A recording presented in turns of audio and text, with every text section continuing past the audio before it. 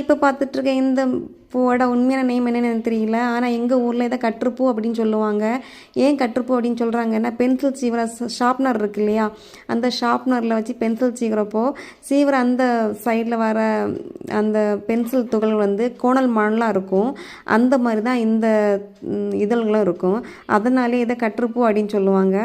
அதோட இதழ்கள் வந்து ஒரே ஷேப்பில் இருக்காது, கோணல் மானலாக தான் இருக்கும். அதனாலே இது கற்றுப்பூ அப்படின்னு சொல்லுவாங்க. இந்த பிளான்ட் பார்க்குறதுக்கு ஏதோ ஒரு புல் மாதிரி தான் இருக்கும், அதோட லீஃப் எல்லாம் பார்க்குறதுக்கு. ஆனால் இது ஒரு அழகான ஒரு பூச்செடி. இதுலேயே நிறைய கலர் இருக்குது, ஒயிட்டு, பிங்க்கு, ரெட்டு. இப்போ பார்த்துட்ருக்கிறது ரெட்டு. இதில் நிறைய பூக்கும், அழகாக பூக்கும், கொத்து கொத்தாக தான் பூக்கும். இது தலையில் வைக்கக்கூடிய பூ தான், தலையில் வச்சுக்கலாம், அழகாக இருக்கும். வாசனைன்னு இதில் கிடையவே கிடையாது, வாசனை இருக்காது இந்த பிளான்ட்டில்.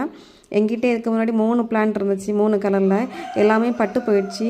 இந்த பிளான்ட் வந்து சாமந்தி செடி மாதிரி பூக்கள் முடிஞ்ச உடனே கொஞ்ச நாள் நிற்கும், அதுக்கப்புறமா இது வந்து பட்டு போயிடும். ஆனால் இதில் இருந்து சின்ன சின்ன குட்டியாக ஸ்டெம்பை வந்து கட் பண்ணி வச்சிட்டிங்க அப்படின்னா ஈஸியாக வந்துடும். சும்மா கிள்ளி வச்சுட்டாலே இப்போ நல்லா வந்துடும். பார்த்தாலே தெரியுதா, பூ அழகாக இருக்குது இல்லையா, தண்டு நீட்டமாக இருக்கும், தலையில் கூட வச்சுக்கலாம், அழகாக இருக்கும் இந்த பூ. இந்த பூ பிடிச்சவங்க இந்த வீடியோக்கு லைக் கொடுத்துக்கோங்க. ஓகே, பாய்.